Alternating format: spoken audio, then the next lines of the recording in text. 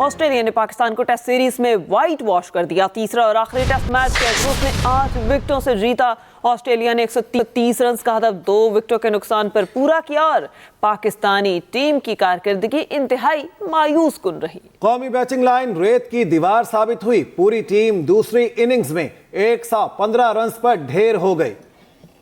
Team director Mohammad Hafeez कहते हैं कि ऑस्ट्रेलिया के खिलाफ सीरीज में नाकामी का दुख है, मगर नौजवान खिलाड़ियों ने मुतासरकुन परफॉर्मेंस दी। तीनों टेस्ट मैचेस में अच्छी क्रिकेट खेली, मगर अहम मौके ज़ाया होने की वजह से रिजल्ट बेहतर नहीं मिल सका। पाकिस्तान ने अच्छी क्रिकेट खेली है। देवर सम मोमेंट्स जो हम नहीं ग्रैब कर सके, there were some mistakes we made as a team, जैसे कि आपका मेलबर्न के अंदर जो कैचेस ड्रॉप करना है वो आपको कॉस्ट कर गया पूरा मैच। T20 की वजह से शाहीन को रेस्ट नहीं करवाया गया कि उसने T20 क्रिकेट खेली। ये क्लियर है कि उसकी बॉडी सोर थी, he was not feeling very comfortable कि उसकी बॉडी रिस्पॉन्ड कर सकेगी। तो मुझे एज ए टीम डायरेक्टर ये मेक श्योर करना है कि मेरा कोई भी प्लेयर वो उस जोन में ना चला जाए जहाँ पर वो इंजर्ड हो जाए। तो मैंने उसको उस जोन से पहले उसको रिकवर करने के लिए इनफ टाइम दिया। रहनुमा पीटीआई शाह महमूद कुरैशी इलेक्शन के लिए नाअहल करार। इलेक्शन ट्राइब्यूनल मुल्तान ने रिटर्निंग ऑफिसर के फैसले के खिलाफ साबिक वज़ीर ख़ारजा की अपीलें मुस्तरद कर दी। शाह महमूद कुरैशी के PP 219 से भी कागजात नामजद की मुस्तरद हो गए। जैन कुरैशी और मेहरबानो कुरैशी NA 150, NA 151 और PP 218 से इलेक्शन लड़ने के लिए अहल करार। हामिद चौधरी से इस हवाले से तफसीलात लेंगे। जी हामिद चौधरी, बताइएगा क्या फैसला जारी किया गया है? जी बिल्कुल, इलेक्शन ट्रिब्यूनल से फैसला जारी किया गया है कि शाह महमूद कुरैशी NA 150, NA 151 और PP 219 से शाह महमूद कुरैशी के जो कागजात पर एतराजात थे वो वैसे ही कायम रहेंगे और शाह महमूद कुरैशी के कागजात नामजदगी जो है वो मुस्तरद कर दिए गए हैं। शाह महमूद कुरैशी इलेक्शन नहीं लड़ सकेंगे, जबकि उनके साहबजादे जैन कुरैशी और बेटी मेहरबानो कुरैशी ने भी NA 150, NA 151 और PP 219, 18 और 19 के खिलाफ जो है जो रिटर्निंग ऑफिसर ने उनके कागजात नामजदगी मुस्तरद किए थे उसके खिलाफ जो है इलेक्शन ट्रिब्यूनल में उन्होंने अपनी अपीलें दायर की थी। उन दोनों की अपीलें जो हैं वो मंजूर कर ली गई हैं और तीनों हलकों से वो इलेक्शन लड़ सकते हैं, लेकिन शाह महमूद कुरैशी के कागजात नामजदगी जो है वो मुस्तरद कर दिए गए हैं। मैं आपको बताता चलूं, शाह महमूद कुरैशी और उनके जो बेटा और बेटी है उनका सबसे बड़ा एतराज ये लगाया गया था कि उनके जो बयान हल्फी है, जो उनके दस्तखत हैं, वो मैच नहीं करते, वो जालसाजी नजर आ रही है। ये उन पर एतराज लगाया था, जिस पर रिटर्निंग ऑफिसर ने इन तीनों के कागजात नामजदगी जो है वो मुस्तरद कर दिए थे। जिसके बाद जो है वकला के थ्रू शाह महमूद कुरैशी, जैन कुरैशी और मेहरबानो कुरैशी ने अपीलेंट कोर्ट में जो है वो अपीलें दायर की थी, जिसपे जो है आज जस्टिस सरफराज जोगर साहब जो इलेक्शन ट्रिब्यूनल की समाअत कर रहे हैं जितनी भी अपीलें हैं। तो उन्होंने आज फैसला सुनाया है कि शाह महमूद कुरैशी जो है वो इलेक्शन नहीं लड़ सकते, क्योंकि शाह महमूद कुरैशी के जो दस्तखत हैं वो मैच नहीं कर रहे और जो उनका बयान हल्फी है वो मैच नहीं कर रहा। जिसके बाद जो है शाह महमूद कुरैशी को के कागजात नामजदगी मुस्तरद कर दिए गए हैं, जबकि जैन कुरैशी और मेहरबानो कुरैशी को। शुक्रिया हामिद चौधरी, आपने हमें तफसीलन आगाह किया। फवाद चौधरी पर नाअहली की तलवार लटक गई। NA 60 और 61 से मंजूर कागजात का हुक्मनामा वापस ले लिया गया। इलेक्शन ट्रिब्यूनल का फवाद चौधरी को 9 जनवरी के लिए नोटिस जारी, जवाब तलब कर लिया। फवाद चौधरी ने कागजात में अपनी अहलिया के बैंक अकाउंट्स असासे गैर मुल्की दौरे छुपाए। उधर इलेक्शन ट्रिब्यूनल ने फवाद चौधरी की अहलिया हिबा चौधरी के खिलाफ एतराज़ात दुरुस्त करार दे दिए। हिबा चौधरी को जेहलम के सूबाई हल्का से नाअहल करार दे दिया गया। हिबा चौधरी के 3 गैर मुल्की दौरे और 9 बैंक अकाउंट्स निकल आए हैं। FIA ने गैर मुल्की दौरों और स्टेट बैंक अकाउंट्स का रिकॉर्ड भी पेश कर दिया गया है। फवाद चौधरी पर नाअहली की तलवार लटक गई। NA 60 और 61 से मंजूर कागजात का हुक्मनामा वापस ले लिया गया। इलेक्शन ट्रिब्यूनल का फवाद चौधरी को 9 जनवरी के लिए नोटिस जारी, जवाब तलब कर लिया गया। फवाद चौधरी ने कागजात में अपनी अहलिया के बैंक अकाउंट्स असासे गैर मुल्की दौरे भी छुपाए हैं। कैसर शिराजी हमारे साथ है, उनसे बात कर लेते हैं। जी कैसर, बताएगा इस बारे में क्या फैसला किया गया? इलेक्शन ट्रिब्यूनल रावलपिंडी के जज जस्टिस चौधरी अब्दुल अजीज ने साबिक वफाकी वजीर चौधरी फवाद हुसैन की अहलिया हिबा चौधरी के जेलम के दोनों कौमी और सूबाई हलकों से कागजात नामजदगी मुस्तरद कर दिए हैं और इन्हें इलेक्शन लड़ने से नाअहल करा दे दिया है। इसकी वजह यह है कि इनके ऊपर एतराज किया गया था कि इन्होंने गैर मुल्की दौरे किए और इनके जो बैंक अकाउंट्स जाहिर किए गए वो कम है, इनके बैंक अकाउंट ज्यादा हैं, जिस पर अदालत ने स्टेट बैंक और एफआईए से रिपोर्ट तलब की गई थी।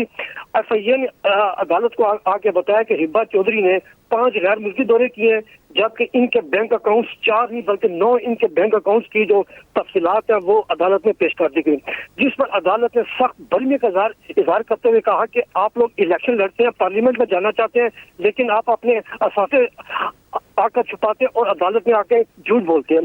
तो इसलिए हिबा चौधरी को इन दोनों हलकों से नाअहल करार दे दी गई, जबकि अदालत ने यह करार दिया कि एक दिन पहले गुज़श्ता रोज इनके शौहर वफाकी वजीर फवाद हुसैन के जो कागजात नामजदगी मंजूर किए गए थे वो फैसला भी वापस ले लिया है, रिकॉल करके उन्हें भी 9 जनवरी के लिए नोटिस कर दिया। अदालत ने करार दिया कि फवाद चौधरी को भी अपनी अहलिया के ये जो गैर मुल्की दौरे और बैंक अकाउंट्स है वो अपने कागजात नामजदगी में ज़ाहिर करने चाहिए, तो लेकिन उन्होंने भी ये असासे छुपाए और उन्होंने भी ये ज़ाहिर नहीं किया, क्यों ना फवाद चौधरी को भी नाअहल करार दे दिया जाए। और अदालत ने उनको एक शॉर्ट मौका देते हुए 9 जनवरी को उन्हें नोटिस कर जारी किया। उन्हें कहा 9 जनवरी को आके अदालत को बताया जाए कि आपने ये असासे क्यों छुपाए हैं, क्यों ना आपको भी नाअहल करार दे दिया जाए। जी सही कैसर शराजी, बहुत शुक्रिया इस बारे में अपडेट करने के लिए।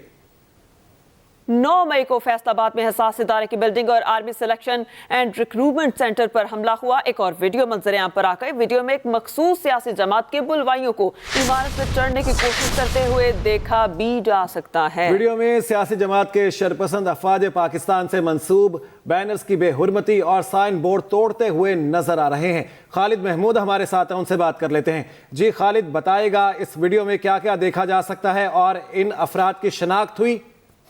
जी देखें जी, क्योंकि 9 मई के हवाले से मुख्तलिफ वीडियो जो है मंजर आम पर आना शुरू हो गई हैं। कल भी एक वीडियो आई थी जिसमें जो कोर कमांडर हाउस जना हाउस था वहाँ पे जो मुजाहिरीन थे उन्होंने जिस तरह तोड़ फोड़ की उसकी वीडियो भी मंजर आम पर आई। और आज ये फैसलाबाद में जो रिक्रूटमेंट सेंटर था पाकिस्तान आर्मी का उसके ऊपर जो हमला किया गया उसकी वीडियो भी सामने आई है, जिसमें एक जमात के लोग जो है वो अपना परचम जो उनकी जमात का परचम है वो लेकर वहाँ पहुंचे हैं और वहाँ पे उन्होंने तोड़ फोड़ भी की है और वहाँ पे उनकी दीवारों पे ऊपर भी चढ़े हैं और अंदर भी दाखिल हुए हैं और वहाँ पे आग भी लगाई है।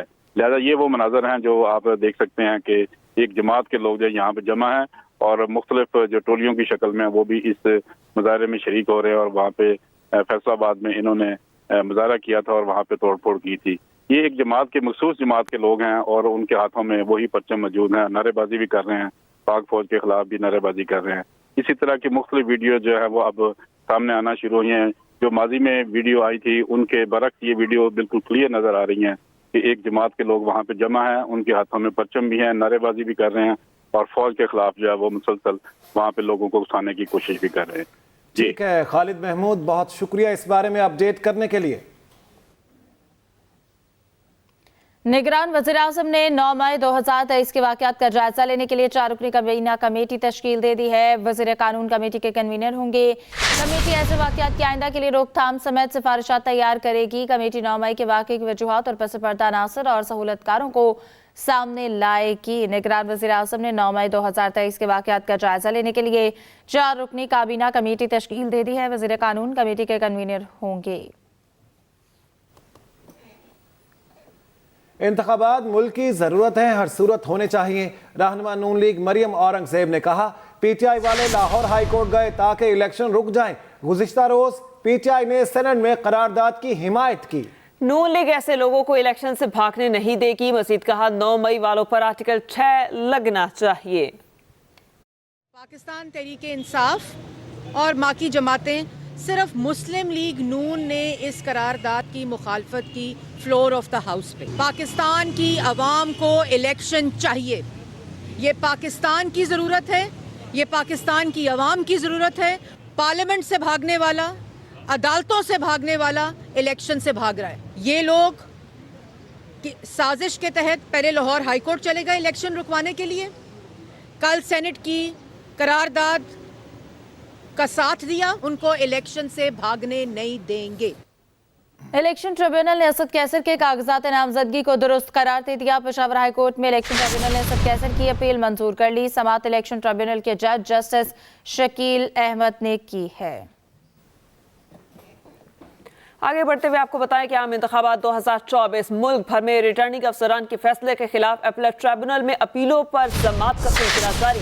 नवाज शरीफ शहबाज शरीफ के कागजात नामजदगी की मंजूरी के खिलाफ अपील पर समाअत आज होगी। ट्रिब्यूनल के जज रिसाल हसन सैयद अपीलों पर समाअत करेंगे। शहरी शाहीन ने नवाज शरीफ और शहबाज शरीफ के खिलाफ अपीलें दायर कर रखी हैं।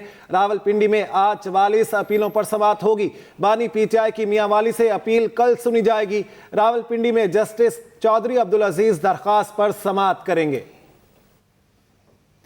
पाकिस्तान हॉकी फेडरेशन का नया सदर मुकर्रर करने पर इस्लामाबाद हाई कोर्ट का वज़ीर आज़म को नोटिस, आइंदा हफ्ते तक जवाब तलब। निगरान वज़ीर आज़म को पाकिस्तान हॉकी फेडरेशन के पैटर्न इन चीफ के तौर पर नोटिस जारी किया गया। चीफ जस्टिस आमिर फारूक ने हटाए गए सदर ब्रिगेडियर रिटायर्ड मोहम्मद खालिद सज्जाद खोखर की दरख्वास्त पर नोटिस जारी किए। पिटिशनर के वकील के मुताबिक वज़ीर आज़म ने 21 दिसंबर 2023 को तारिक बुगटी को हॉकी फेडरेशन का सदर मुकर्रर किया। पिटिशनर 18 अगस्त 2022 को 4 साल की मुद्दत के लिए हॉकी फेडरेशन के सदर मुंतखब हुए। और अब आपको बताएं कि मुल्क भर में खून जमा देने वाली सर्दी यकबस्ता हवाओं ने निज़ाम जिंदगी मफलूज कर दिया। पहाड़ों की चोटियां और वादियां सफेदी में छिप गईं। मैदानी इलाकों में धुंध के डेरे, मोटरवे के कई सेक्शन ट्रैफिक के लिए बंद रहे। लाहौर में ठंडी हवाओं ने सर्दी की शिद्दत बढ़ा दी। महकमा मौसमियात के मुताबिक लाहौर और पंजाब के बेशतर अजला में आइंदा 2 रोज तक मौसम खुश्क और सर्द रहेगा।